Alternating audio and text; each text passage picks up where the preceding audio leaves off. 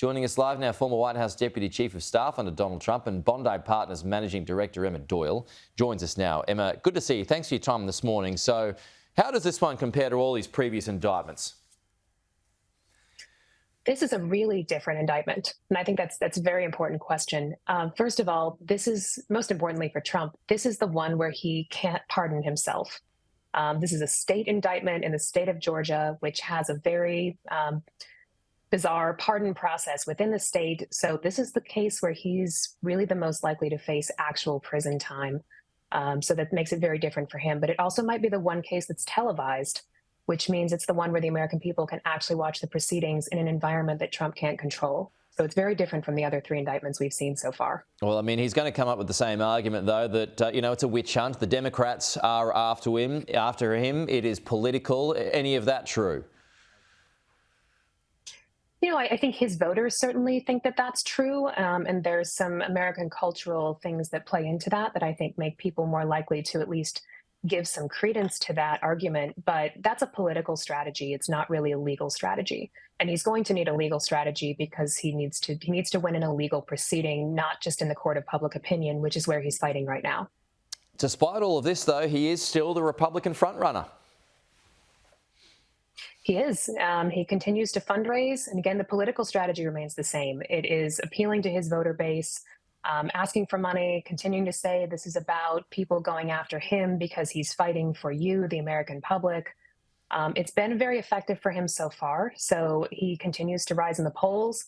It remains to be seen, though, with the speed that the prosecutors in Georgia want to move on this trial, if that momentum would hold, if people actually see him being arraigned or see him on trial or possibly see him behind bars. How do you, you know him, how do you think he would be behind the scenes at the moment? Oh, I think he's very angry right now. I think he's probably both angry and concerned because, again, he knows that there's a possibility that if he's convicted in the federal charges, he could pardon himself, even though there's no precedent for it. It seems to be permissible. He can probably win the case in New York. It's just not as strong of a case.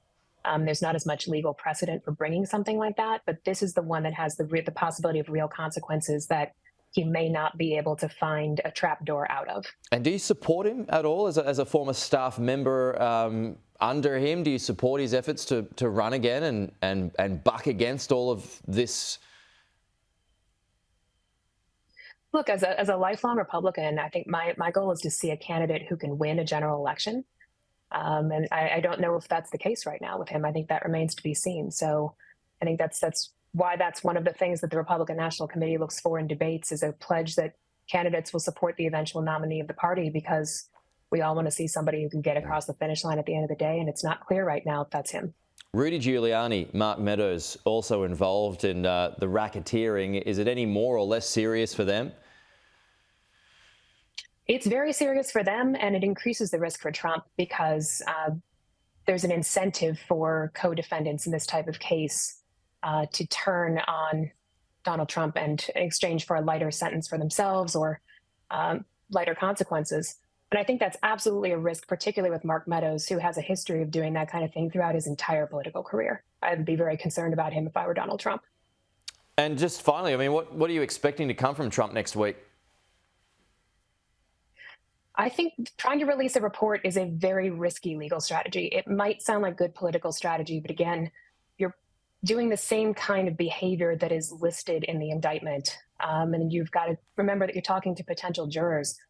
I think it's a very, very risky thing for him to do. And I'm not sure it's going to go the way that he wants it to be. I definitely don't think it's going to result in the charges being dropped. So I don't see total exoneration being the goal that he achieves here. Okay. Emma Doyle, appreciate it. Thank you.